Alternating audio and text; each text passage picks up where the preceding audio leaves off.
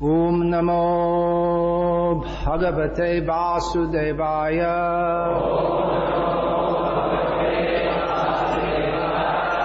Om Namo Bhagavate Vasudevaya.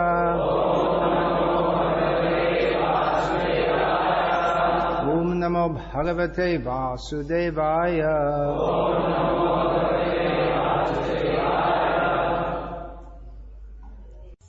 I'd like to say that I should say a few words. I'm very fortunate to be here in this temple. Why am I fortunate to be here? Is it the chandeliers or the clock on the wall, or what is it? It's not the building, it's the people in it, beginning with Radha Gopinath, Gaunitai, Sri Gopal, and all the servitors headed by Srila Radhanath Maharaj, who have made this temple famous all over the world. Devotees are looking from all over the world are looking to see this is how we should practice bhakti. So please continue. Prabhupada always used to say that Krishna consciousness is very easy. What is the difficulty? One of Prabhupada's favorite sayings. But somehow or other we seem to invent many different kinds of difficulties. But actually Krishna consciousness is very simple and nice. So that's being demonstrated here by all your simple and nice devotees. So please maintain that. Maintenance is more difficult. Vishnu is in charge of maintenance. Creation is easier. Destruction is even easier. But maintenance, that requires the mode of goodness.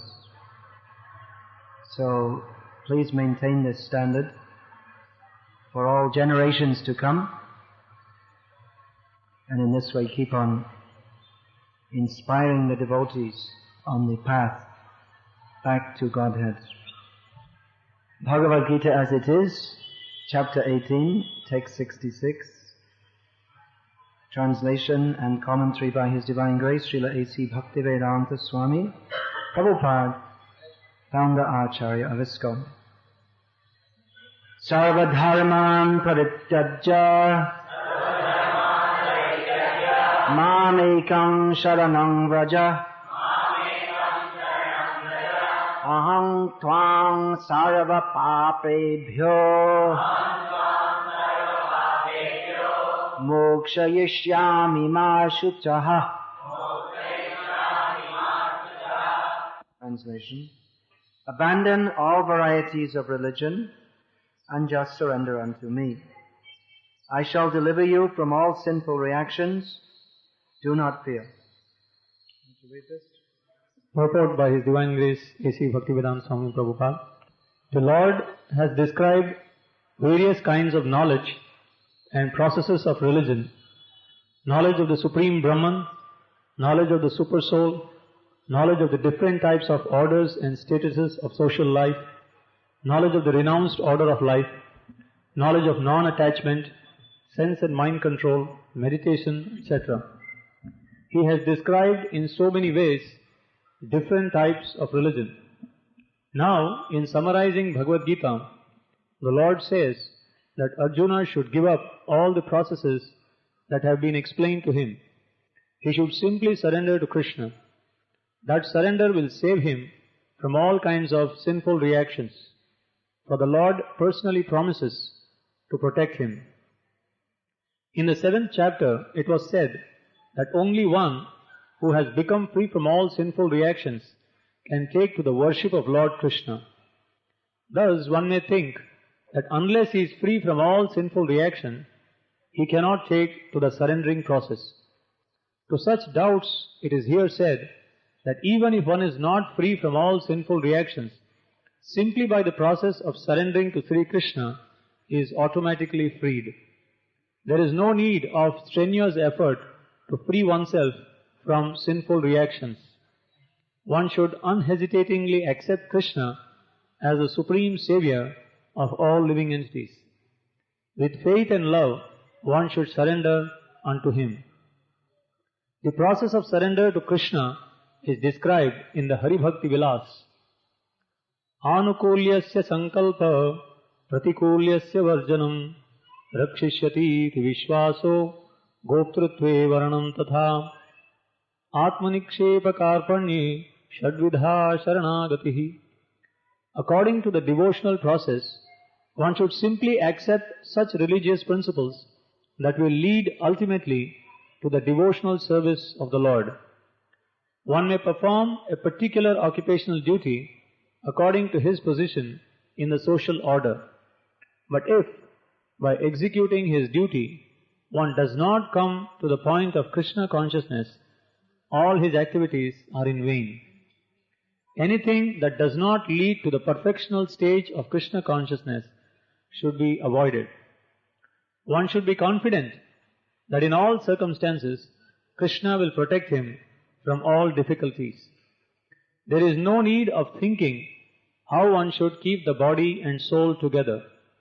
Krishna will see to that. One should always think himself helpless and should consider Krishna the only basis of progress in life. As soon as one seriously engages himself in devotional service to the Lord in full Krishna consciousness, at once he becomes freed from all contamination of material nature. There are different processes of religion and purificatory processes by cultivation of knowledge, meditation in the mystic yoga system, etc. But one who surrenders unto Krishna does not have to execute so many methods. That simple surrender unto Krishna will save him from unnecessarily wasting time. One can thus make all progress at once and be free from all sinful reactions. One should be attracted by the beautiful vision of Krishna. His name is Krishna because he is all attractive. One who becomes attracted by the beautiful, all-powerful, omnipotent vision of Krishna is fortunate. There are different kinds of transcendentalists. Some of them are attached to the impersonal Brahman vision, some of them are attracted by the super soul feature, etc. But one who is attracted to the personal feature of the Supreme Personality of Godhead, and above all, one who is attracted to the Supreme Personality of Godhead as Krishna himself, is the most perfect transcendentalist. In other words, devotional service to Krishna in full consciousness is the most confidential part of knowledge, and this is the essence of the whole Bhagavad Gita. Karma yogis, empiric philosophers, mystics and devotees are all called transcendentalists, but one who is pure devotee is the best of all. The particular word used here, ma shuchaha, don't fear, don't hesitate, don't worry, are very significant. One may be perplexed as to how one can give up all kinds of religious forms and simply surrender unto Krishna, but such worry is useless. This verse is a well-known verse, at least among devotees or persons aspiring to be devotees. Although generally in India, if we ask someone if they know Bhagavad Gita, they'll say, oh yes, karmanye vadikaraste. They won't say sarvadhamam parityaja. You have a right to work, so I'm doing that, I'm following Bhagavad Gita.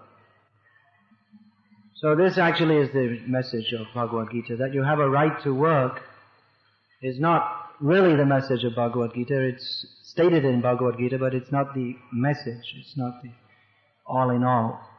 This is the message of Bhagavad Gita, means the message of Bhagavan, speaking through Arjuna to all the conditioned souls. The message is not very difficult to understand. It's very clear. Krishna says, take shelter of me, I will protect you. The principle is very simple. Krishna is supremely powerful. He is infinite. And the jiva is, as Prabhupada used to pronounce it, infinitesimal or infinitesimal. But the jiva is related to Krishna. Mamaivangsho jiva loke jiva bhuta sanatanaha. There is an eternal relationship between the jiva and Krishna, which is defined here, that the jiva is eternally to take shelter of Krishna, and Krishna will give shelter. So it's a very simple principle that answers all different questions. There are so many different philosophical questions which great thinkers, they dream up in their minds The answer to all the different questions is summed up here by Krishna. Just take shelter of me, I will protect you. So it's a very simple principle to understand. But on the other hand, it's not easy to understand at all. Because elsewhere in Gita we see that Krishna says, Bahunam janmanam ante jnanavan mang prapadyate. Those who are jnanis, it means they have some knowledge or they're trying to cultivate knowledge. But after many, many lifetimes, they may come to the point of thinking, oh, I should surrender to Krishna. That's what knowledge is all about. So it's easy to understand. There's nothing logically very difficult to understand about this. But on the other hand, it's difficult to understand because everyone in material existence is a fool. And a fool means he's not very logical. He's an idiot. So he's cultivating knowledge, but even though he's cultivating knowledge, somehow or other he misses the point. We can see this in modern scholastics also. Traditional Vedic scholastics, the great jnanis are cultivating knowledge and they're trying to understand about Brahman and Aham Brahmasmi, Brahmasmi Aham, and they get into so many different dialectic discussions. But somehow or other they just miss the point that actually we're supposed to surrender to Krishna as the Supreme Personality of Godhead. Somehow or other means because covered by Maya. Maya means, what is Maya? Maya means the desire to avoid Krishna. So if we're trying to cultivate knowledge and knowledge means to surrender to Krishna, then we're going to cultivate knowledge without having knowledge. It's contradiction. Krishna says, Bahunam janmanam ante jnanavan mang prapadyate. Who's actually jnanavan, he surrenders to me. But that means that in all his janmas, when he thought he was jnanavan, actually he wasn't jnanavan. Because if he was jnanavan, he would have immediately surrendered to Krishna. Means he had superficial knowledge only. So that we're seeing in modern scholastics also.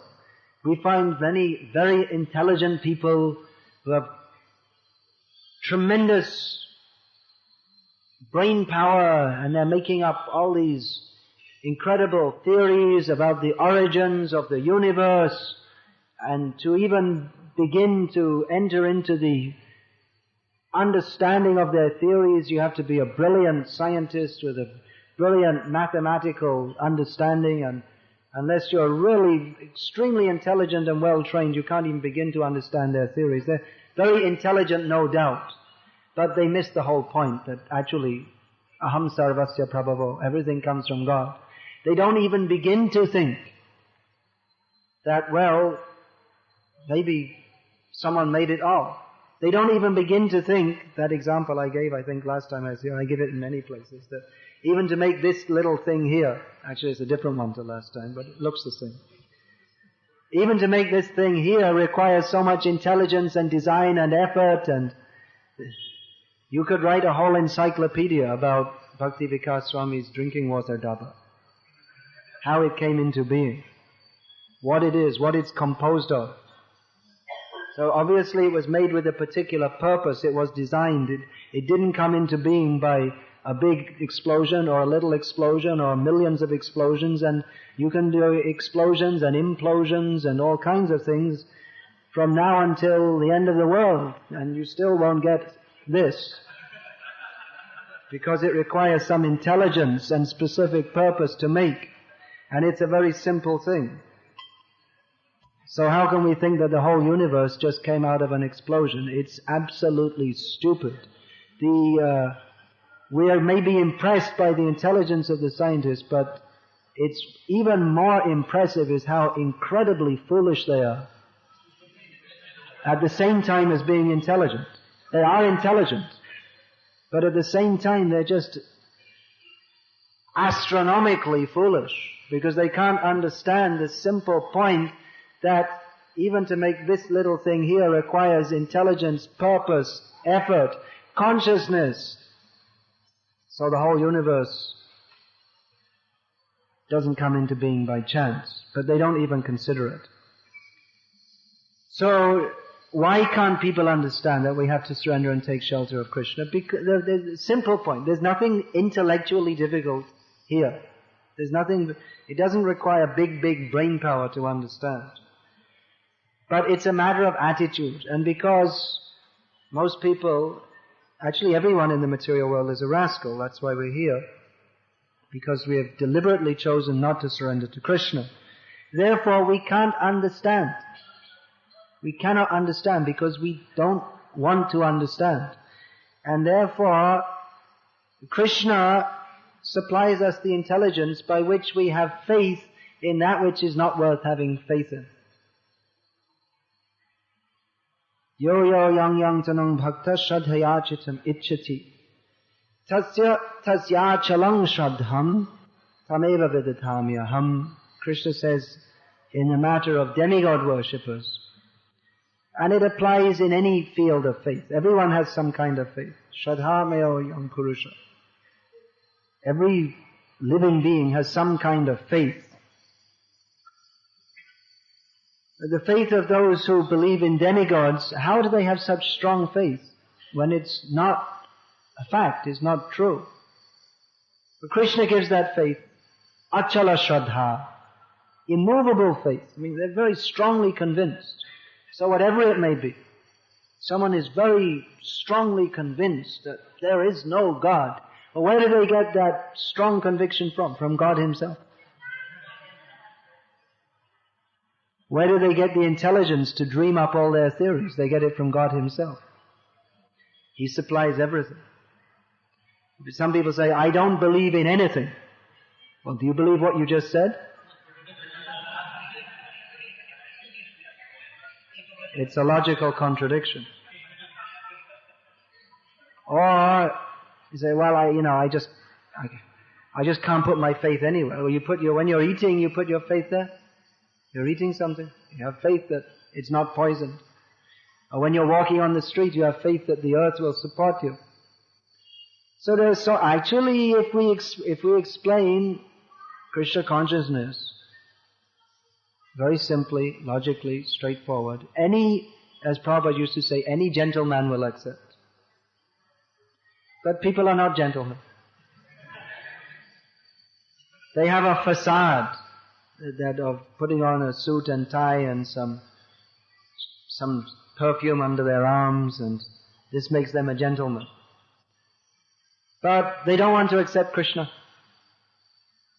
because Namang duskritino mudha prapadyante naradhamaha maya parita jnana asurang bhavimashitaha. Because they're rascals of different categories.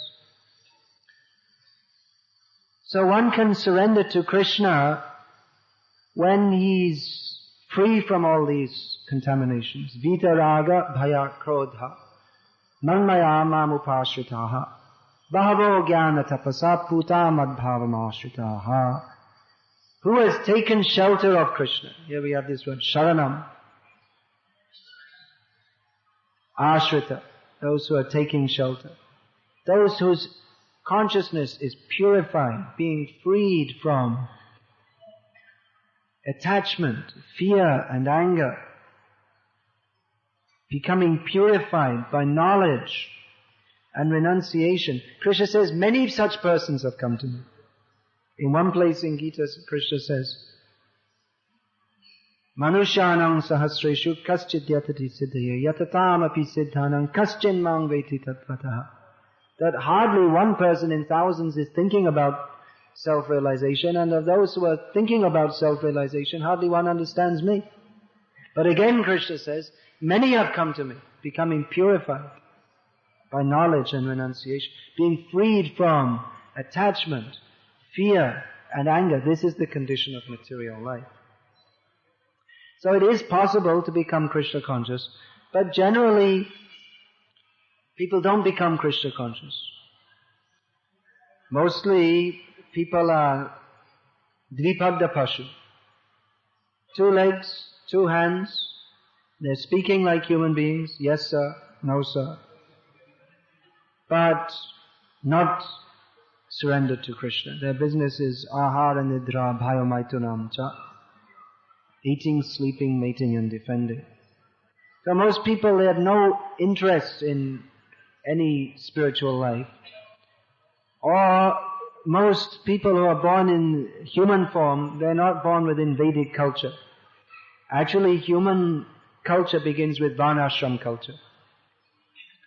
That is the beginning of regulated life, because within Varnashram culture there's regulation. You should do this, you should do that.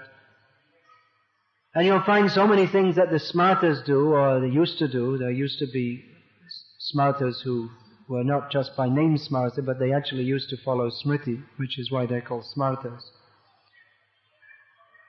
You'll find many of the things they do that bhaktas also do. Bhaktas are also smartas, in as much as they follow smriti.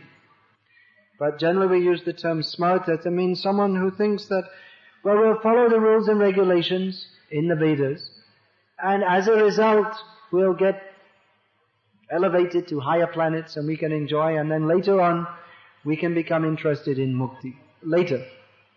A lot later. But for the time being, we'll follow rules and regulations. So in the Varnashram system, the Vaishnavas and all different branches, Shaivas, Shaktas, Ganapatyas, Shauryas, so many different sects within the Varnashram culture, but they follow in many ways the same way of life. Everyone's supposed to rise early, take early morning bath, and the time before dawn should be spent in purificatory activities, in study of Shastra, Jap, Dhyan, Puja, all these different things. So Varnashram life, the Vaishnavas are doing, the Shaivas are doing, that is meant for purification.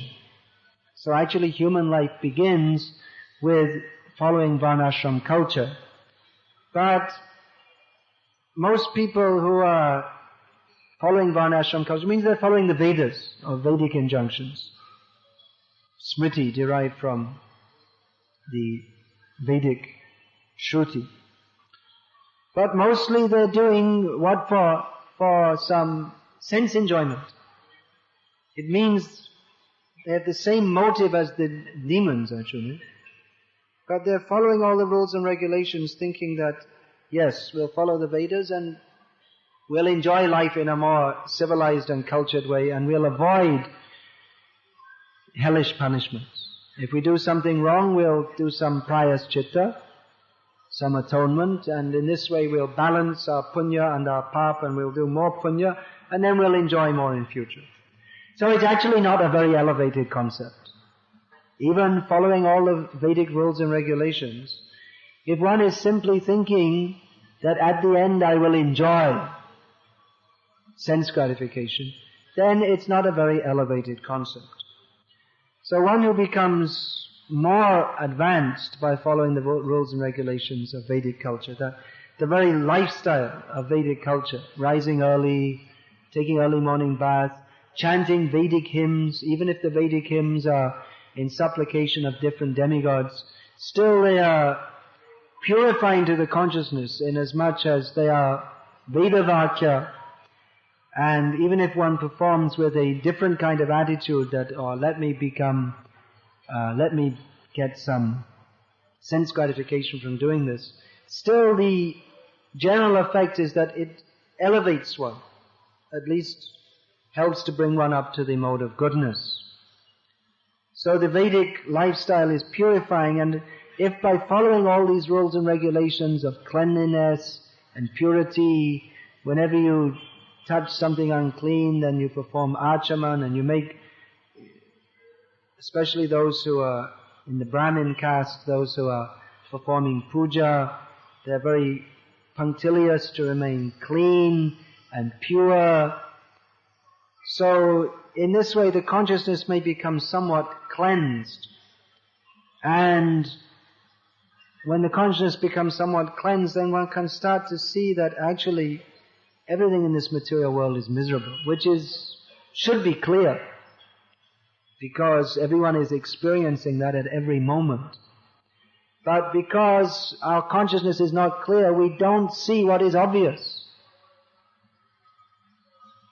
Pashyan api na pashyati. We see but we don't see. Everyone is seeing and experiencing suffering in so many different ways.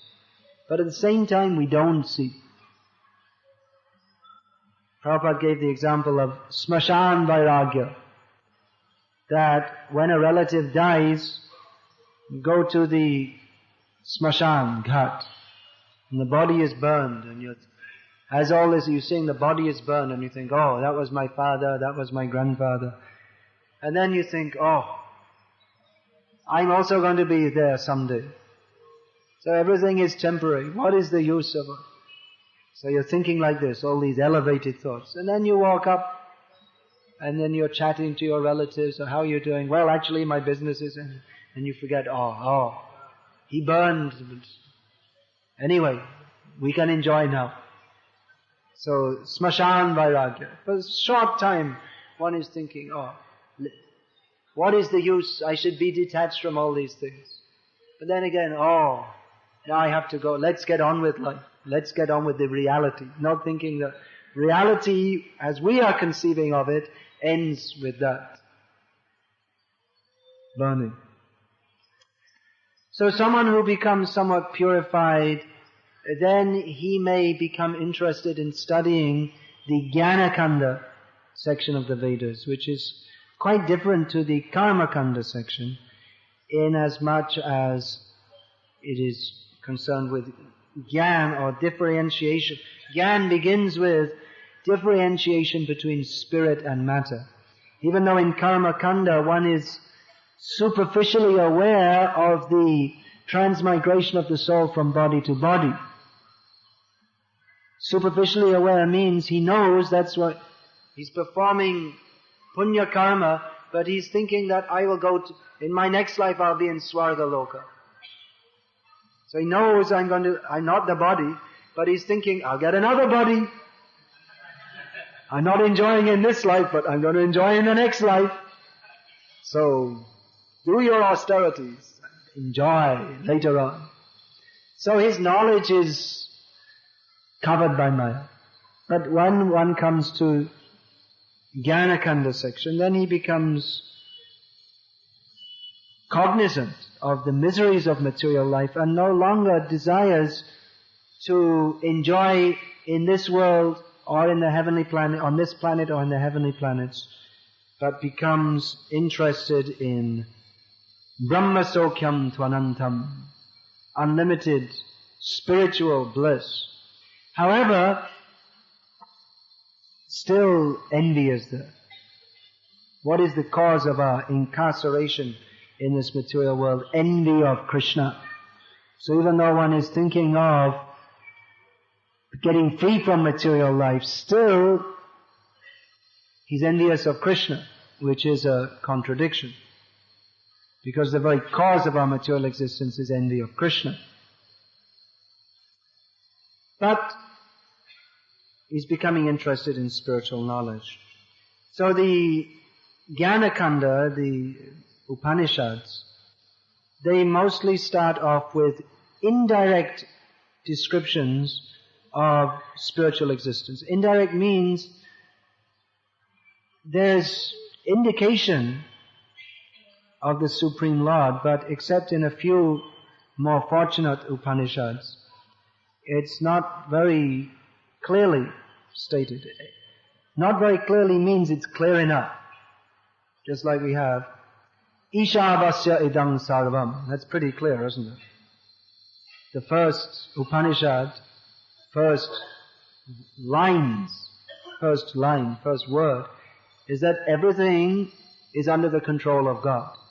But it's not very clear to foolish rascals who are thinking, Ishvaraham, I am God, I am the controller. So, Ishavasya idang sarvam. Alright. Everything's under my control. It's not clear because their consciousness is unclear. So in the Upanishads, in most of the Upanishads, it's not as clearly delineated as in particularly Srimad Bhagavatam, that Krishna is the Supreme Personality of Godhead and we have to surrender to Him. So in the Upanishads, actually everything is there. In all the Vedas, everything is there. Krishna is the Supreme Lord, we have to surrender to Him. But it's mostly not presented very directly, because mostly if it's presented directly, then people, they won't want to follow. They say, I'm doing all these austerities and following all these Vedic injunctions. What? To become a slave? I want to enjoy, and you're telling me I have to surrender to Krishna? No, we're not interested in these things. That's the general attitude of the conditioned soul. He doesn't want to surrender to Krishna. So the Veda Vakya, that's enticing him gradually, indirectly. Perform this. Do this vrata. You'll get this benefit. Perform this tapasya. You'll get some benefit. You'll enjoy life more in future. And people are thinking, that's very good. I'll do it. So it's an indirect way of bringing people in. That's why Bahunam Janmanamante Jnanavang Mam Prapadyate. It takes them many lifetimes, because the consciousness is not purified enough to accept this simple instruction of Krishna. Sarvaguhyatamam bhuya shrinume paramang vachaha yatte hang priyamanaya vakshami hitakamyaya. I'm speaking this, Krishna says, for your benefit. But we can't understand it's for my benefit. You think I have to become a slave? I have to surrender? How can that be for my benefit? He's cheating me. That's what they all say. It's like the advertisements. You buy this product, you will be benefited. You use this toothpaste, and all the girls will come running after you. It's cheating. It's not true. They're advertising it's for your benefit, but actually it's for the benefit of the toothpaste manufacturer who gets more money, and then the girls come chasing after him. That's what they go, not for toothpaste. They want to see what's in your pocket. If you've got close-up in your pocket, they're not interested. If you've got money in your pocket, they're interested. So it's cheating. Whenever in this world someone offers, this is for your benefit, we can immediately know it's cheating. That's why you see there are so many advertisements. We don't even bother looking. Because they say, oh, you will get this benefit. We don't even bother looking. We know they're just cheating us. We're not interested. We're too smart. We're too intelligent. So when Krishna says, surrender to me, it is for your benefit, we think, oh, I've heard that one before. You can't cheat me.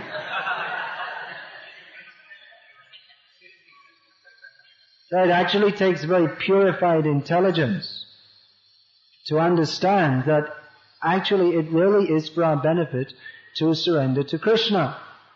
Because I've been trying to be the Ishvara and the Bhogi for so many lifetimes, but I'm not Ishvara, I'm not the controller, and I'm not Bhogi. I'm only in, what am I joy? I'm simply my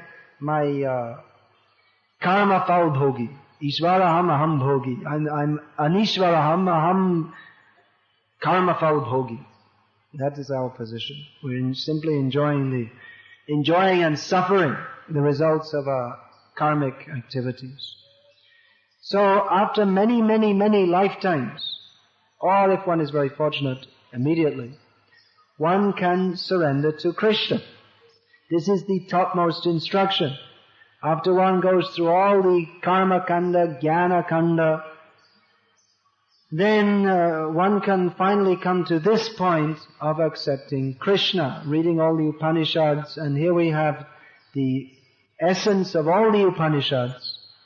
Krishna, the Guru, is speaking to Arjuna, the disciple, and he discusses so many things in Bhagavad Gita, and finally comes to the point that Arjuna, I spoke so many things, karmanye vadikaraste, but I told you that, and it's not that it's untrue, it's true, but it's not the topmost instruction. The topmost instruction is that you should simply surrender to me. That is for your benefit. So how much elevated this is. You see, there are so many rishis and munis and greatly elevated brahmanas, but they can't all understand this. Krishna spoke to Arjuna. grihastha, fighter, fighting man. Bhaktosi me sakha cheti, rahasyam hiyataduttamam. I'm speaking this to you, Krishna says, because you are my devotee and my friend. Yesterday I heard someone had given the interpretation that Krishna spoke to Arjuna. Why? Because he's his Shala. Subhadra is Krishna's sister. So it's only meant for Arjuna, you see. He's some close relative by marriage. So that's for Arjuna, that's not for me. There are so many ways to avoid Krishna. I must admit, I didn't hear that one until yesterday. It's an interesting one. It means the person who spoke it knows something about Mahabharata and all these things. But still very expertly found some way to avoid.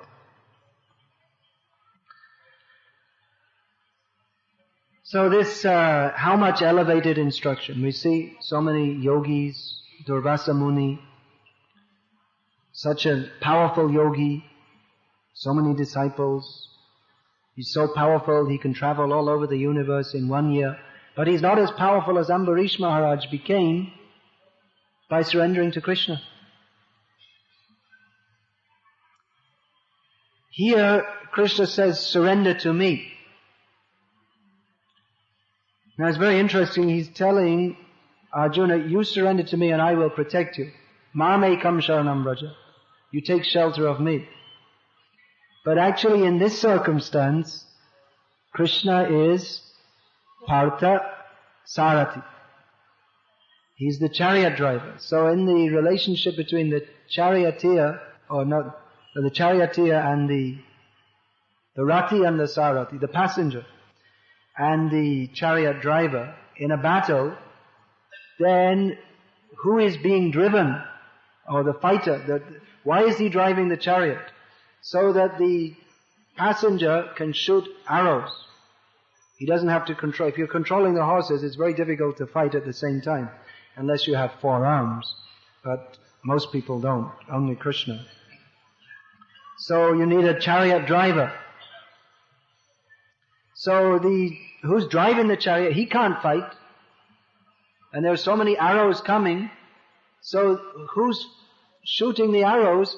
He has to shoot not only the arrows that are directed against him, but also the arrows that are directed against his driver. Because if your chariot driver gets an arrow in his heart, then you don't have a chariot driver anymore and it's more difficult to fight.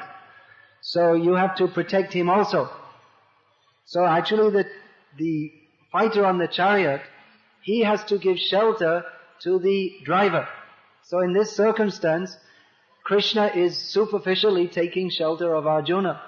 That you have to now I'm going to be your chariot driver, you have to protect me, that's your job. But Krishna is telling Arjuna, you take shelter of me. Don't think that now you are protecting me, actually I am protecting you.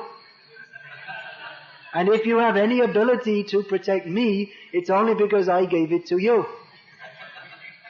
As Krishna showed Arjuna later when he got off the chariot, he said, Arjuna, just get off now after the battle. He said, why? Just stand back. Why? It's all right, just come. And then, phew, it all burned up. He said, what happened? He said, there were so many Agni Astras came, so many fire weapons came, I was just keeping them in check. So now it's time to let them off. Firework display.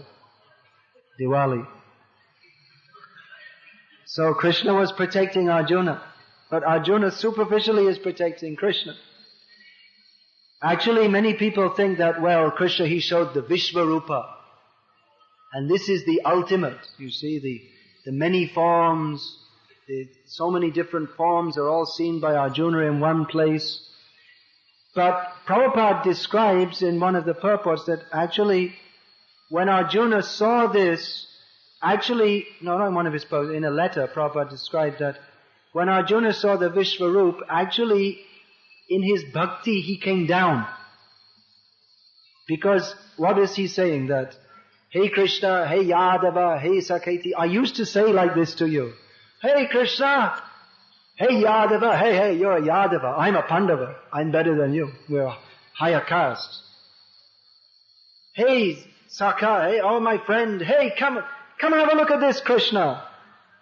He was very intimate with Krishna. He was apologizing. Oh, I'm sorry, So Prabhupada commented that actually he came down in that time, he came, because he was seeing, oh, Krishna is very great. His bhakti actually reduced, because he's seeing, oh, Krishna is the Supreme Lord. But when he was in the very intimate mood with Krishna, his bhakti was more. Because like this, Krishna has taken shelter of Arjuna. Arjuna is in the superior position. Who wants to become a chariot driver?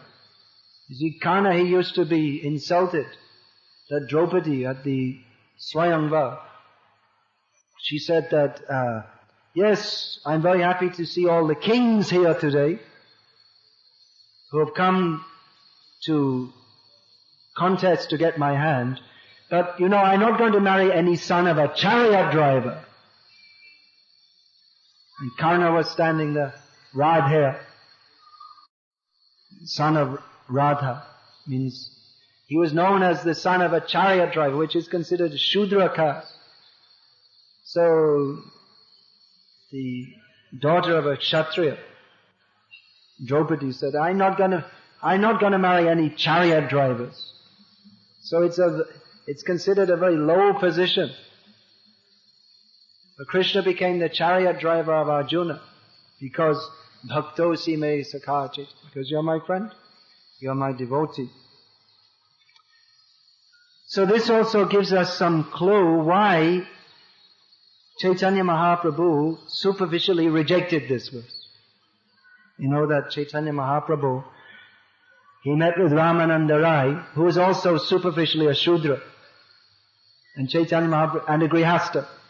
And Chaitanya Mahaprabhu is superficially also a sannyasi, and Brahmana. Sannyasi means Brahmana. It's not that nowadays you see mlechas, they become sannyasis.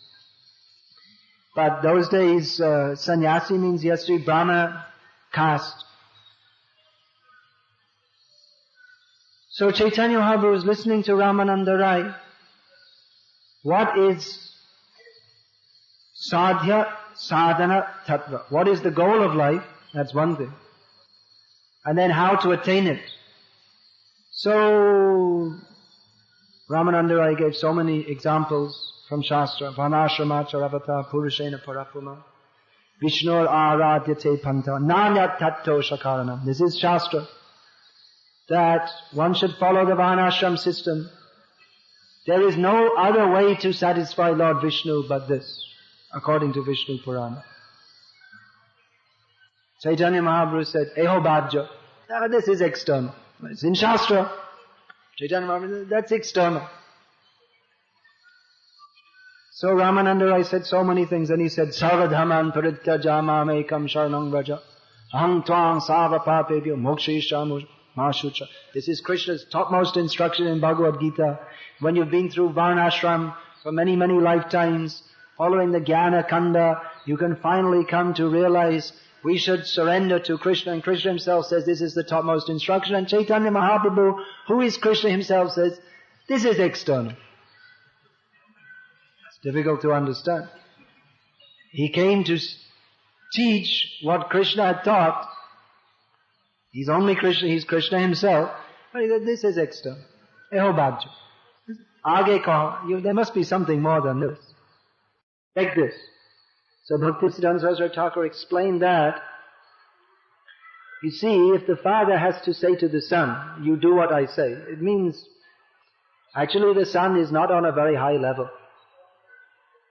If he has to tell him, you do what I say, you should just do what I say. The father shouldn't, when he's 5 years old or 6 years old, then you can tell him.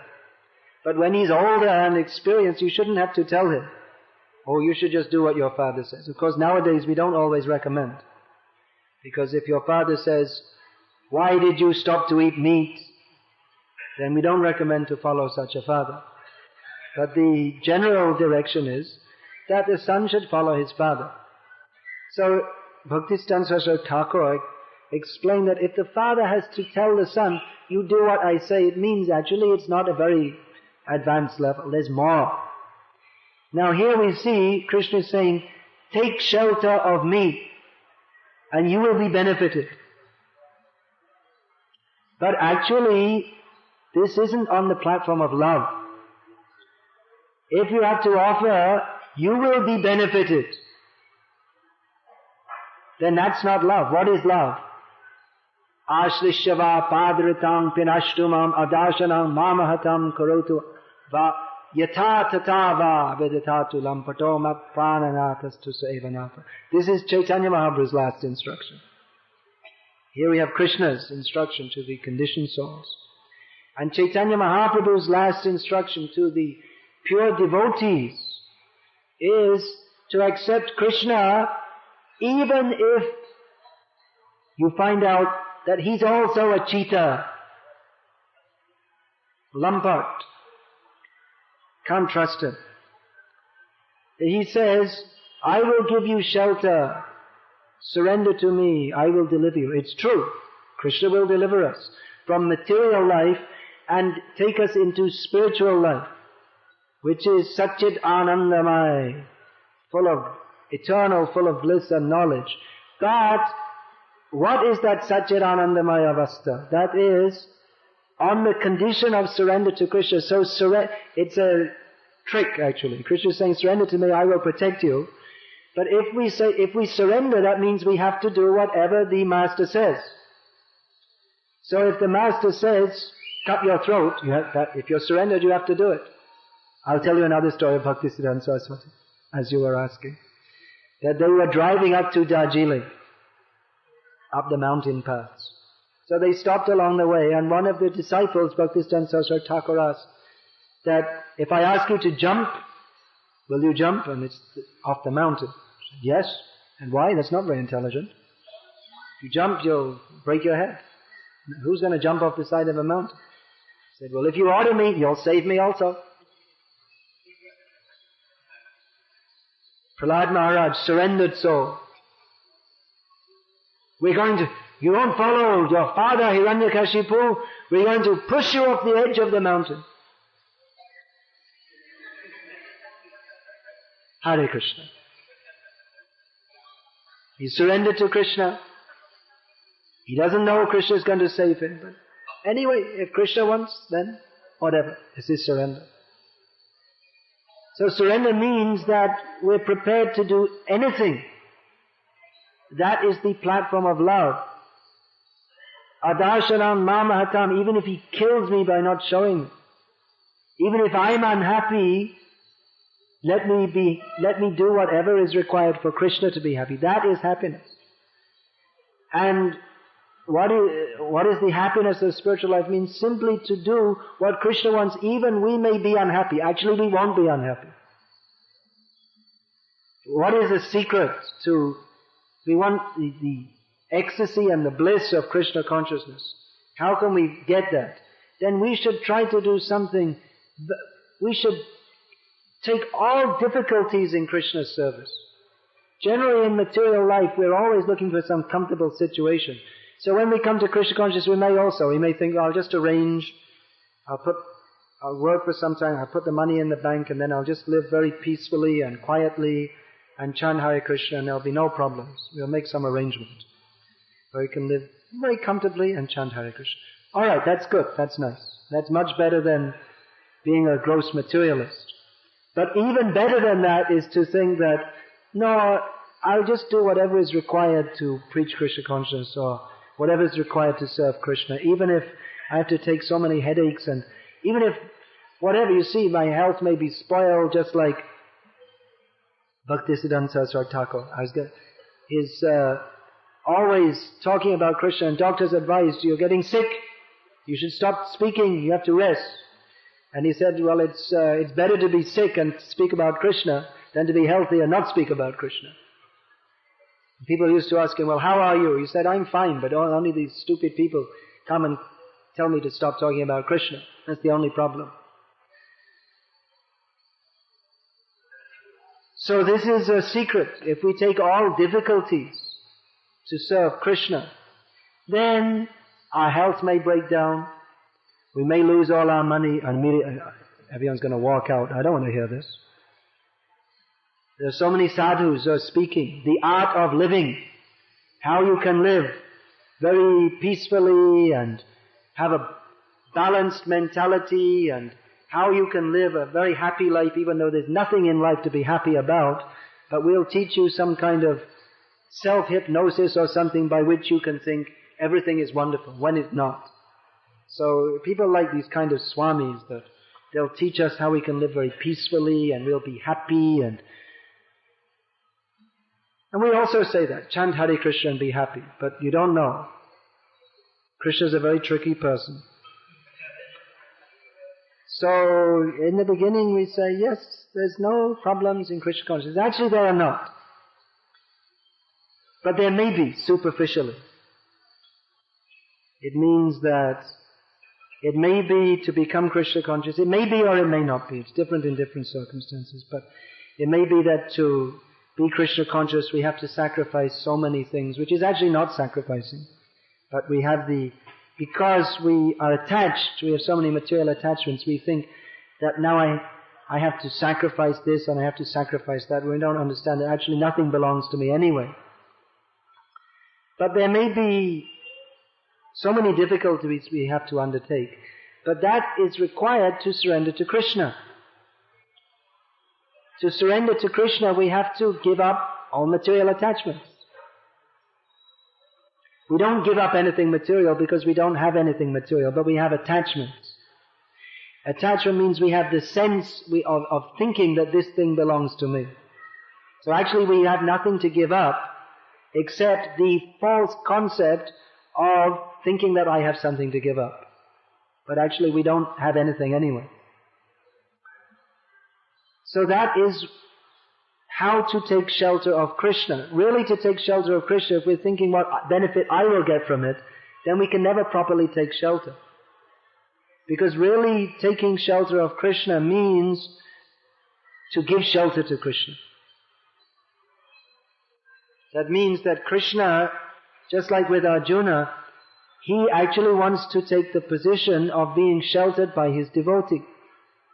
Krishna is looking for that intimate relationship with his devotee.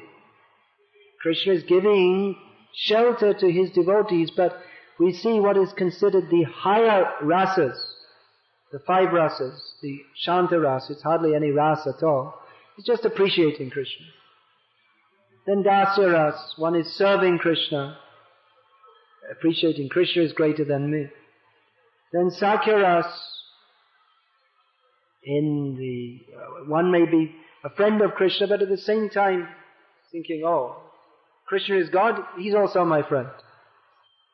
So it's mixed up with some sense of awe and reverence. But then, when one becomes the higher stage of Sakhya, is to be on the same, just thinking, Krishna, he's just my friend, he's the same as me, or maybe a little less.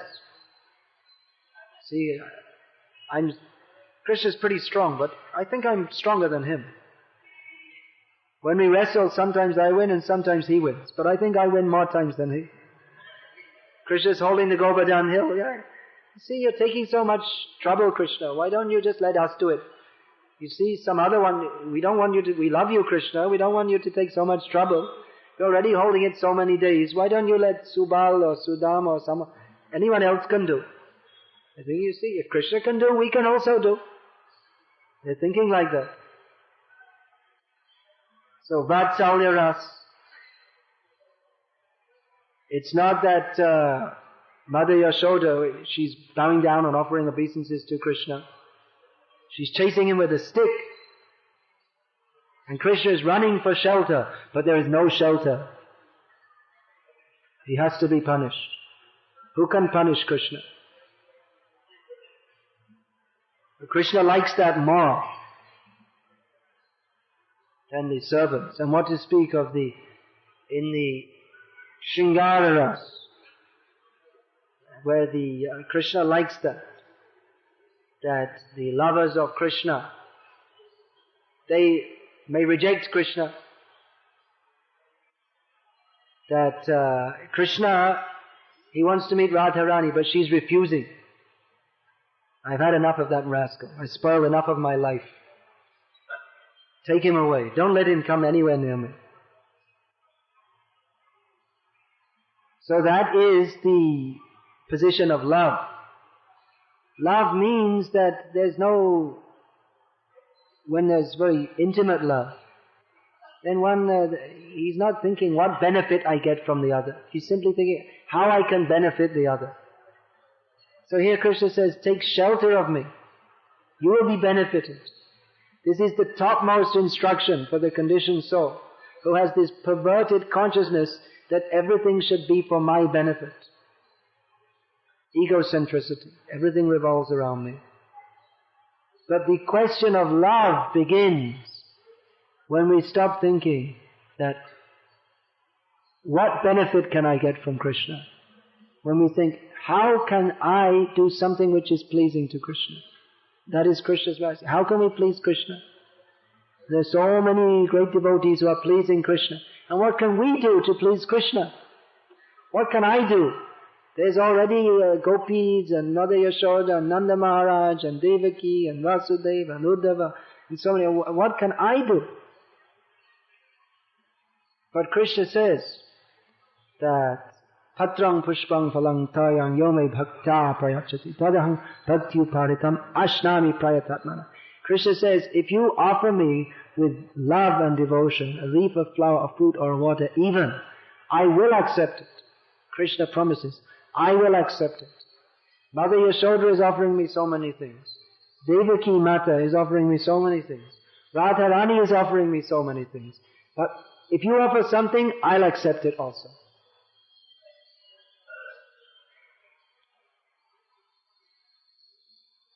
So this is actually what Krishna wants to teach. But he taught that specifically as Chaitanya Mahaprabhu. It's very difficult to understand. Chaitanya Mahaprabhu, what he's come to give is very difficult to understand. It's so simple. Chant Hare Krishna. Be happy. Surrender to Krishna. It's very simple. There's nothing difficult. Prabhupada used to say, what is the difficulty? There's no difficulty. It's very easy to understand. It's very simple to chant Hare Krishna. Anyone can chant Hare Krishna. You don't have to go to the forest or go to the jungle. You just open your mouth wherever you may be. Chant the holy names of Krishna. But what is the import of this? It's so exalted. Someone was asking the other day that, well, we can chant Hare Krishna or we can chant the Vallabh Sampradaya. What is that? Krishna Sharanam Mama. Shri Krishna Sharanam Mama. So they're both the same, they're both nice. Not exactly the same. Chanting Hare Krishna is actually can be on a more elevated platform. We're asking, or we're saying to Krishna, you are my shelter. But when we're chanting Hare Krishna, what are we doing? We're asking Krishna, please engage me in your service. So that's actually a higher platform than thinking, I'm in the shelter of Krishna. Krishna should serve me. He should shelter me. He should give me shelter. Actually, Prabhupada, he used to say, what is the meaning of this Mahamantra? That, oh Radha, oh Krishna, oh energy of Krishna, please engage me in your service. But if we examine linguistically, what does it say? It's only calling out, Radhe, Radhe, Krishna, Krishna. The Nimbaka Sampradaya, they also made some mantra like that. It's simply calling out to Krishna. There's no word there, give me service. If you examine the Sanskrit language, there's no such word, give me service. Is there? There's no such thing. We don't find the word seva there.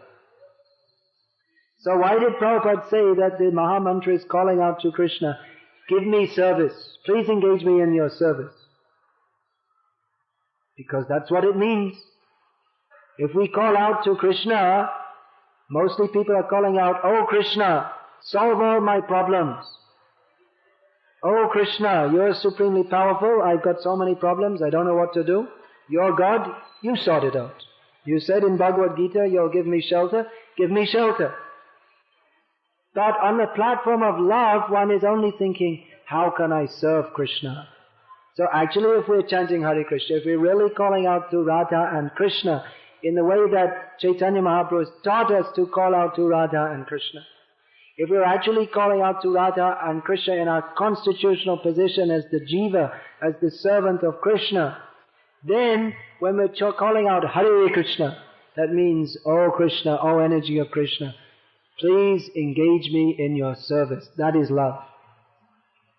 Not please engage me in your service, and by the way, I'm doing some service, but you have to give me some payment also. Otherwise we're going on strike. There are no strikes in Golok Vrindavan. Even when Radharani says, don't bring Krishna to me, that's only superficial. That's just to put, actually then everyone else who's not on strike, they have to do overtime. So that's giving everyone else more of a chance to serve Krishna and Radha.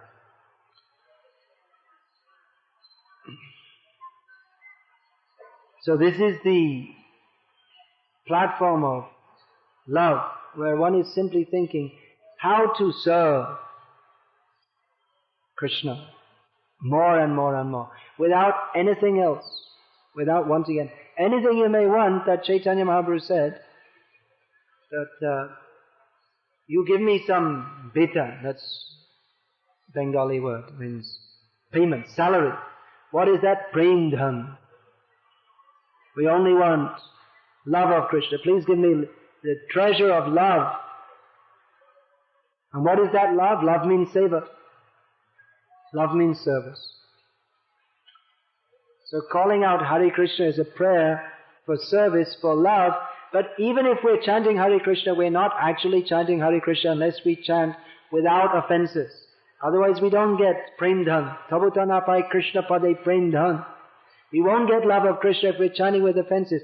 If we're chanting with offenses, that means with blaspheming the devotees, or we don't have faith in Shastra, or we think the demigods are as good as Krishna. There are so many different offenses. That means when we're in contaminated consciousness, we're not actually calling out, we're speaking the words Hare Krishna, but we're not actually asking for seva. That's what is the meaning of aparad. It means that which is opposite to aradhana. So in aradhana, real aradhana means not that we're doing Jai Jagadish Hare, give me this, give me that. But real aradhana means that's why Radharani's name comes, who is doing the best aradhana. She's only thinking how to serve Krishna without any personal desire. So aparad, what is aparad? That means it's listed in 10 categories. But the root cause is that we're not thinking how I can please Krishna, how I can serve Krishna. We may be chanting Hare Krishna, but we're thinking what will I get from this? What will be my benefit? So Chaitanya Mahaprabhu, he teaches, you can take shelter, that's alright. That's a beginning stage. But as far as I'm concerned, I already took sannyas. Now I'm going beyond varnashram. Now we've given up all desires for any material benefit. So don't tell me that you surrender to Krishna and you'll get the benefit. I don't want any benefit. I have only one aspiration left as a sannyasi, Tridandi sannyasi, that I will engage in the service of Mukunda. That's my only aspiration. So Chaitanya Mahaprabhu, when he heard Ramananda Rai say that Savadhaman Purityaja Mamekam Sharanamja Eho Bhajya, from Chaitanya Mahaprabhu's point of view, that is external. We want already shelter in Krishna. We want this already. You're telling me to take shelter of Krishna and I'll get this benefit, but already I want to take shelter of Krishna without any benefit. So why do you want to take me down to the lower platform? So actually this is the highest platform. Take shelter of Krishna. Surrender to Krishna. Go to Krishna. That is the highest platform that we can conceive of. But then when we come to the inconceivable platform, then the devotee thinks simply how to serve Krishna, and Krishna takes the position of being sheltered by the infinitesimal jiva. That is achintya. That is inconceivable. No one can explain. This is beyond logic.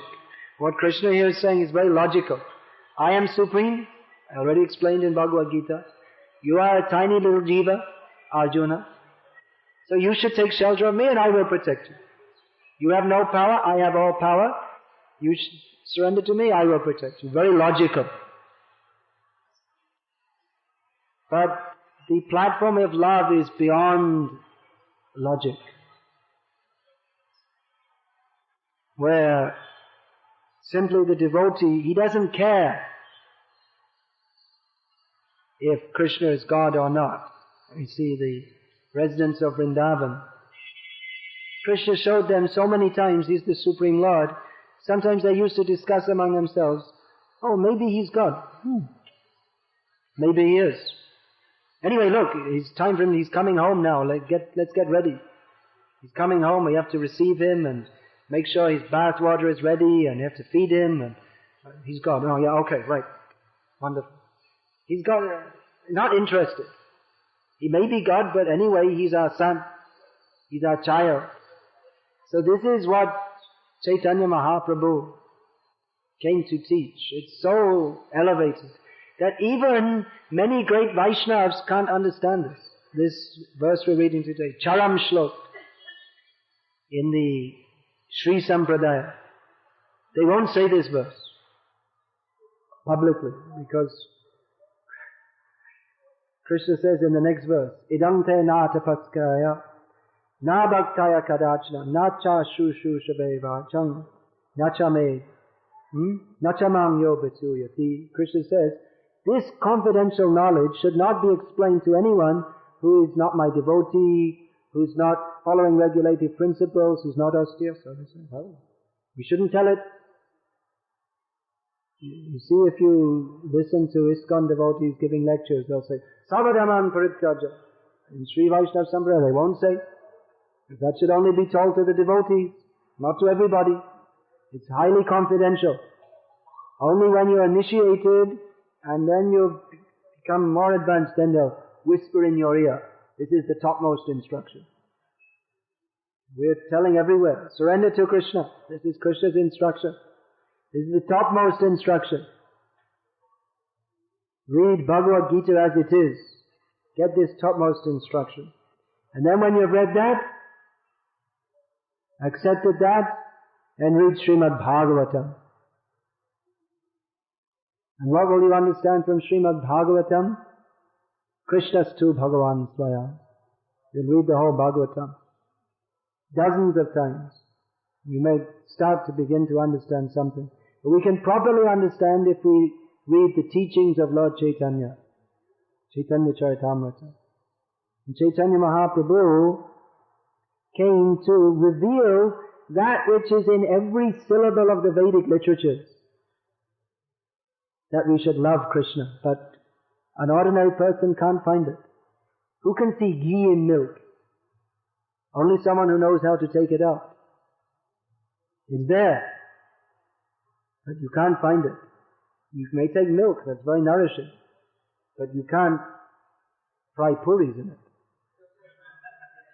You need ghee. So that Bhagavatam, that is Saravete Itihasanam, Saram Saram Hyudahritam. That is the extracted essence of all the Vedic literature. But even to understand its value, that you have to have Chaitanya Mahaprabhu's instruction. Otherwise, you see, nowadays they say safflower oil is better. Or there are some people, they don't even like ghee. If you go to, Prabhupada was explaining in Burma, they like, actually I was in Burma, they were telling me the best ghee and milk products I tasted anywhere. Beautiful, hilly area with lots of rain and the cows are free grazing, so many jungle grasses. That milk and ghee is so nice. Indian people settled there, they're making that. But they say if we take it in the bazaar and sell it, the Burmese people will say, take it away, it stinks. They don't like it. Their favorite food, I won't say. It's not so that we shouldn't say in front of the deities. It's really ghastly. I can tell you afterwards if you like. They have a different taste. That example, if you give halava to the pig, he's not interested. But if you eat it, then next day he'll be interested. He has a different value system. So like that, the people, if we tell them, love Krishna, what will I get from that? Well, if we say openly, I don't know if we should say even here. So many people may run away. You may get, just like the gopis, they're saying that. Now, if you love Krishna, then what can you expect? You'll get simply a life full of trouble. You give everything to Krishna, you renounce everything for Krishna, and then one fine day, without any warning, Krishna just renounces us. Says, bye-bye. I'm coming back soon. And he never came.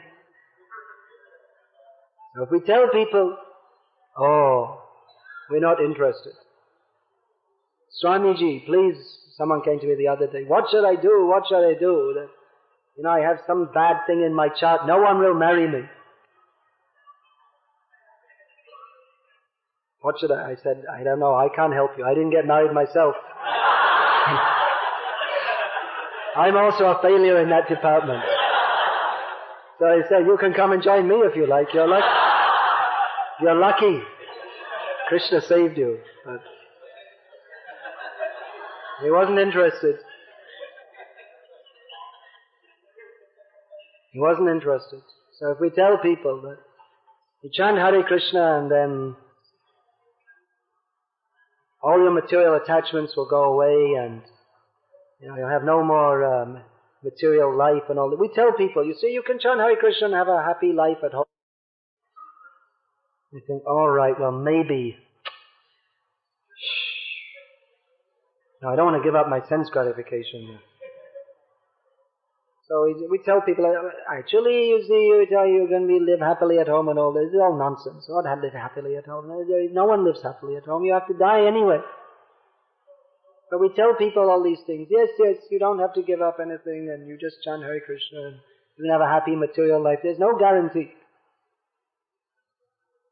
that you'll have, if you chant Hare Krishna, you'll have a happy material life. There is a guarantee, whether you chant Hare Krishna or not, you won't have a happy material life. That is guaranteed. Because there's no such thing. It's simply a bluff. Even if you do have a happy material life, when you're chanting Hare Krishna, we tell people, you see, there's this man, he's a businessman, he has a nice family, and he's chanting Hare Krishna. If you say, I can be like that, yeah. But he himself who's chanting Hare Krishna, he understands that all this so-called happy material life is all nonsense, because he's chanting Hare Krishna. He understood.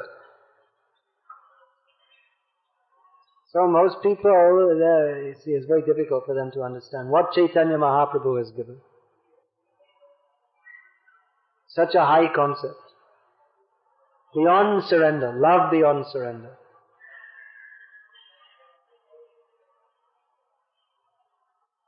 But if we can get that, if we can, by the grace of Chaitanya Mahaprabhu, get even a tiny, tiny drop of the Anandam Buddhi Vard, the Anandam Buddhi, which is ever Bhadiyati, the ocean of transcendental bliss is ever expanded. But if we can get even one drop of that, one drop is enough to drown the whole world in bliss. We don't want very much. Devotee doesn't want very much. He's not asking for crores of rupees. Just, even if there's a drop, and if we take a drop of a drop, and if we take that drop of a drop, we take even the tiniest amount of mercy that Chaitanya Mahaprabhu has to give. That's what we want. We don't want anything else. Because that is sufficient to completely drown us in pools of ecstasy. That is for our actual benefit. Krishna is offering, you will be benefited. Surrender to me, get benefit. Those who are more intelligent, they think, there's more. Eho bhagya. Aage kaha. There's more than this. There's more to say than this. There's more to get. What is that? Beyond surrendering means you have to surrender to whatever the Master says. It's not very easy. It means giving up one's freedom superficially. So it's a very great thing to do, to surrender. But there is more. More than simply surrendering to Krishna. There is fully giving oneself to Krishna without any expectation of anything in return. And in return, what do you get? If you give yourself fully to Krishna without any expectation of return, then Krishna in reciprocation, he has to give something. You can't serve. Krishna is not such an ingrate. If we serve him, definitely he'll give us something. Any good person, if you serve them, if you do something for them, they'll return a favor. So if we do something for Krishna, Krishna will do something for us. But if we don't want, I don't want money, I don't want followers, I don't want beautiful women, I don't want any material facility, then take liberation, I don't want that also, then Krishna is defeated. Then there's only one thing left to give, which is Krishna himself. He has to give himself to the devotee. That Bali Maharaj, he showed that. That Vamandev said, you said you were going to give me 3 steps of land, you couldn't give it, you're a cheater, you said you want to give me charity, you were trying to talk me out of giving 3 steps, saying I should take more, but you can't even give 3 steps. You wretch. So then Bali Maharaj very intelligently said, well, I can give myself, you can put your foot on my head, put it over my head. He gave himself. And then Vamandev, what could he do? He has to reciprocate. So he became the watchman of Bali Maharaj. Who's going to become a watchman? You see, you're sending your children to school and they have to study, so much pressure. For what? So they become a watchman? No, my daughter should become an astronaut. Or my daughter should become the head of the Indian Armed Forces, not your son, because it should be the daughter. The daughter should be fighting in Kashmir. That's the modern idea, right? Women should be admirals and airline pilots and all this kind of thing. So, but you don't want to make them a watchman. But Krishna, he became a watchman. What can he do? He has to do something for Bali Maharaj. Bali Maharaj gave himself, so he reciprocates like that. So devotees should be very intelligent. Don't settle for less. Be ambitious. You want your son to be or daughter to be the President of America or something like that. President of America, why should I waste my time with such a petty position? Just like the devotees, they were coming to Prabhupada and saying that, we have to make this diorama of the whole universe, you have told us, according to the description in the 5th canto, but it doesn't fit with the description, what the modern scientists say. We can't understand, you see. We can fly from India, from Los Angeles to India going over the Pacific Ocean. But according to the description in the Bhagavatam, we shouldn't be able to do that. So how to understand it? Prabhupada said it's inconceivable. What do the scientists know? They don't know anything. Why are you so proud of your education? Okay, and then they came back a few days later and said, Prabhupada, we still can't understand it. Prabhupada said, why are you worrying over such a small thing, the little puddle, the Pacific Ocean? Why are you concerned with a little drop of water? That's Prabhupada's vision, because that's Krishna's vision. So that is the devotee's position. President, you want to be President of America? Come on, why are you wasting? Don't waste my time talking these things. Now we have a great deal for you. You know, you can invest money here and you'll make double. Or giving you a good job opportunity, you can start off as a works manager. What is all this? I have a bigger ambition. What is that? I want to become a grain of dust at the lotus feet of the Vaishnavas. Uddhava's ambition. His ambition, he's very famous person, high disciple of Brihaspati,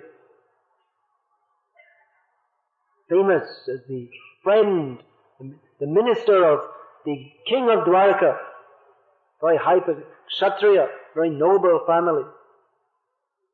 But he thought that, you know, in my next life, I want to have a better position. I want to become a blade of grass. That's my aspiration. I want to become a blade of grass in Vrindavan. So that when the gopis, they're walking, I will get the dust of their feet on my head. That is the ambition of a devotee. So that's, Chaitanya Mahaprabhu has taught this. So this is actually a long, long way beyond this. Ma Shucha, don't worry. Krishna is saying, don't worry. He's reassuring, don't worry. I will protect you. And devotees thinking, worry, not worry, my only worry is how can I serve you, Krishna? Not what benefit will I get? So this is the platform of love of Krishna. That Chaitanya Mahaprabhu, he came to teach love beyond surrender. We're trying to surrender. We're struggling with our rascal minds and trying to follow some rules and regulations of bhakti so that we can gradually get it into our stupid heads that we're supposed to surrender to Krishna. But we should know that beyond surrender, there's more. That is practically just the beginning. When we surrender to Krishna, then we can begin to think how we can love Krishna. But Chaitanya Mahaprabhu is so merciful that from the very beginning, he's teaching Prema Kumarto Maha. We should endeavor for love of Krishna. So Hare Krishna. Sorry, it's a little late. Should I take some questions or not? Okay, questions? Any questions? Maharaj, we know that you come from England and you're preaching about the Indian culture, bhakti, and the Indian sources where we don't have so much faith in this process. So you say Indians have faith? The Indians don't have so much faith. Nowadays they're being more enamored by the Western culture. Oh yeah. And you coming from England and you have so much of faith in Prabhupada, in bhakti, and you're practicing Krishna consciousness for so many years. So my question was, what is the reason for this, that Indians are lacking faith nowadays? And secondly, how can we preach this message of Vedic culture, of Krishna consciousness more vigorously? Why are people losing faith? Why has India degraded so much? Well, I also gave so many reasons, quoting Prabhupada. In that book I made, that Message to the Youth of India. We didn't bring any of that, huh? There are different reasons Prabhupada has given. The effect of Kali Yuga, that's one of them. Because of Mayavadis misexplaining Bhagavad Gita, that's another reason. Because of rascal leaders. But then in another place Prabhupada said you can't blame the government because you voted them. Here we are. Causes of India's downfall. The influence of Kali Yuga, imitating the West, misleadership. Don't blame the government, Prabhupada said. You are the rascal. Then Prabhupada said Krishna consciousness should have been made the state religion. Prabhupada said in 1947, they should have made Krishna consciousness the state religion. That's another reason. They didn't. Because they're rejecting spiritual culture. They're rejecting their own culture. Then misinterpretation and malinterpretation of scripture. Not accepting Krishna's supremacy and authority. That is the cause of all the problems in the material world, of which Indians giving up their culture at the present time is one facet of only. Let me teach you something about Indian culture. Don't put your hand in your mouth. You should go and wash it immediately. Only put your hand in your mouth when you're brushing it or eating, that's all. That's the only time. Or if you're a dentist. Impersonalism. The British influence. We find that the educated Indian, they are more British than the British, or actually nowadays more American. Then government policy. The government policy is actually to suppress this culture. And even though the present government is the BJP, they have some kind of idea to try and make Indian culture come in, but there's so much opposition. They rewrite the textbooks and then the Congress comes back and puts them back again. But then even the BJP, they made this 30% representation for women in the parliament, which is completely against Vedic culture.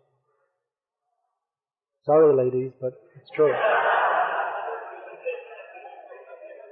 Actually, democracy itself is completely bogus. That's not Indian culture. There should be one Raja. You get rid of all these politicians. You need one Raja, that's all. One person who knows how to rule. Caste consciousness, another reason. Someone is thinking, I am a Brahmin. I am better. He has no Brahminical qualities. Partition, that's another reason. Prabhupada cites one of the reasons for India's downfall. I mean, economically, and another reason that Pakistan is just, it's always an enemy. That's the only reason for them to exist. Why should it be a different? They have the same language, basically the same culture. And there are so many Muslims in India, so you can't say it's just for the sake of being Islamic. Islam is tolerated in India. I mean, it's not that Muslims are persecuted. Rather, you get more rights being a Muslim. You're a higher class citizen than a Hindu. So there's no reason for Pakistan to exist. The only reason is because they hate India, that's all. Dushman. That's what I was in Pakistan some years ago. I saw the newspaper, how they refer to India. The only thing in the newspaper is politics, as in India mostly. Now they introduce sports also. And sex. Otherwise all the news is politics, Kashmir, and they don't refer to India. How do they call India? Do they say India or do they say Bharat? They don't say that, they say Dushman. In the newspaper, even in the English newspaper, they refer to the enemy. So it's not very conducive to peaceful life. Of course, in India, everyone just tolerates everything. 58 people were attacked and burned to death, and one American was murdered in Pakistan, and all over the newspapers. Anyway, this is politics. The cinema. Prabhupada gives one reason for the downfall of India, the cinema. And now he didn't say the TV, because in those days it was only Doordarshan. I can't remember. They're cutting up profile. They saw it on TV and they're leaning on their back like this. Everything they're taking from the TV. Someone was telling me that, you see, they're showing on the TV that boys and girls, they mix up, and as if it's completely normal. And he was telling me a few years ago, it wasn't normal. Now it's completely normal. Otherwise, you see, just like, not just here, this is the university area, but practically anywhere in India now, young boys and girls, they'll mix up and talk and so many things. But 10 years ago even, in most of India, that was completely taboo. Boys and girls, they can't just mix up on the street and talk and laugh and joke. But they saw on TV, so they're doing. They've become degraded. And another reason, which comes also to your question, India should have distributed spiritual knowledge, because they did not spread the message of Chaitanya Mahaprabhu. They've become overwhelmed by Maya. Maya is attacking. So the best means of defense is attack. Attack back. Someone was asking me recently, I was in Bangalore, and some of the Madhva Swamis, actually they're not Swami, Pandits. So they were asking that, well, what do you say, there's, when you're the 5th canto of Bhagavatam and all these descriptions of the universe, and how do you reply when people say that that's not very scientific? We attack back. We say, just like Prabhupada was saying, that your science is all useless. We don't say, well, in the 5th canto of Bhagavatam, okay, let's go past that quickly and, just forget that's there. No. Prabhupada, so many times they didn't ask him, Prabhupada would say, yes, you do not know science, the moon is further away than the sun. What is the evidence? The evidence is, it's in the Bhagavatam. That is the evidence. And Sunday, Monday, Tuesday, Ravi, Sham, Mangal, every language of the world, it's like that. So that's also evidence. This is every planet. You see, according to the modern scientists, the closest planet is Venus. Isn't it? No, it can't be Venus. Mercury. Venus is further, way out there. So, that we have also. But we put the sun first, then the moon, and then... No, that's Mangal. What's Mangal in English? Mars. Okay. So, everything is in order except the moon. That's the only one out of order. According to them. But Prabhupada said, actually this is the correct order. And he would say in song, he would attack their science, that you don't know, you're changing your opinion all the time. You're saying in future we will create life. Prabhupada said we should hold conferences all over the world attacking the scientists on 2 points. Number one, you didn't go to the moon, which by the way, surveys yet again in America have shown that most people don't believe they went to the moon. In India they believe, but in America they don't believe. Because Indians, they're better Americans than the Americans. Uncle Sam ki jai. And then the other point Prabhupada said is that the other point you should challenge, that the chicken is a better scientist than you. Give the chicken a Nobel Prize. Because you're saying that we shall create life in future, but the chicken is laying an egg every day. He's creating life. She. So India should have distributed this knowledge. If we say these things in India, people can't believe. How can you speak against science? Science. People get very upset. You're speaking against science. In the Western countries, if you say these things, and most people, apart from a few scientists who have to make their living by bluffing people, they'll agree, yeah, science is cheating. Sure, it's cheating. Everything's cheating. The whole society is cheating. People don't become shocked. Yeah, science is cheating. Yeah, sure. You don't have to convince them.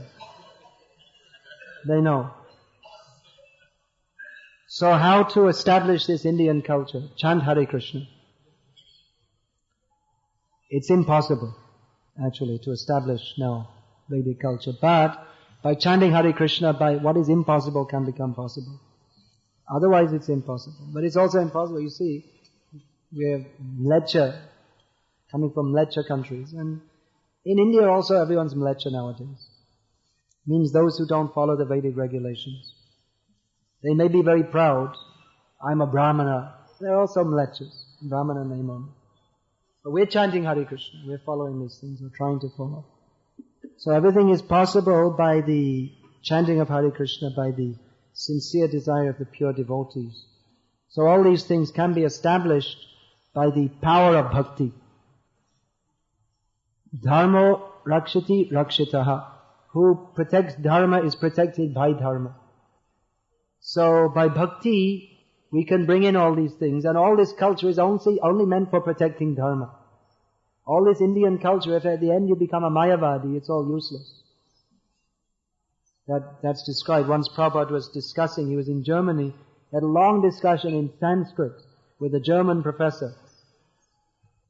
And one of Prabhupada's disciples there, he couldn't understand anything. And at the end, the German professor, who was a Sanskrit scholar, could speak fluent Sanskrit. At the end, he said to Prabhupada in English, he said, so what you're telling me is that all my learning then is useless unless I accept Krishna. Prabhupada said, yes. So, this culture is meant, if we follow this culture, that will help us. Will help us. That is meant for nourishing bhakti and for protecting bhakti. If you have the habit, if you're brought up from childhood to rise early in the morning, take bath, if you're trained to respect sadhus and respect deities, then your culture becomes very deep. So if we adopt that, culture doesn't just mean, in the Western countries they think culture means to use a knife and fork when you're eating. And don't put your elbows on the table while you're eating roast beef. And when you're drinking soup, you see, beef soup, it's in the dish, you have to tilt it away from you. It's very important. If you tilt it towards you, that means you're not cultured. So these stupid rules they made up, which has no meaning whatsoever. But Vedic culture, that is connected to Atma Dharma, Jaiva Dharma. So what Vedic, you see, basically there are Vaishnavas and Smartas. Vaishnavas means they follow everything for the pleasure of Krishna. And Smarta, they're just following for different materialistic motives. So they're following for a materialistic motive, but they're materialists. But anyway, if they get that culture, that can help them to be gradually elevated. But if you just make up some rules that is culture to tip the soup bowl away from you, and then stick the spoon in like that, and then drink, oh no, wait a minute, you're not supposed to slurp, sorry. You shouldn't make any noise when you eat. So it has no connection with reality, it has no connection with the Atma, it's just some made up thing.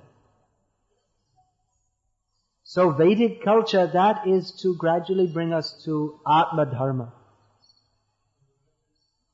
So that is valuable. We should introduce this. But then you have to know what it is. You have to know, for instance, don't put your hand in your mouth if there's no particular reason to do so. And the only reason to do so is if you're eating, or you have the datum like this. Then when you've finished eating, you have to wash your hand and feet and mouth and all these things. And do achaman. That's, if you want to be very paka, all these things. So we have to know these things. If we don't know, then actually we are liable to make offenses. That's why a Brahmin is supposed to worship the deity. Why? Because he's supposed to be trained in all these things. If he puts his hand in his mouth and goes on the altar and touches the deity, it's a great offense. But everyone should know this, because you're putting your hand in your mouth, and then you're picking up Bhagavad Gita, it's an offense. Because your hand is contaminated. Or you're opening the door, and then you contaminate the door, and then someone else comes. Like that. That's why the Brahmins, they didn't mix up with others.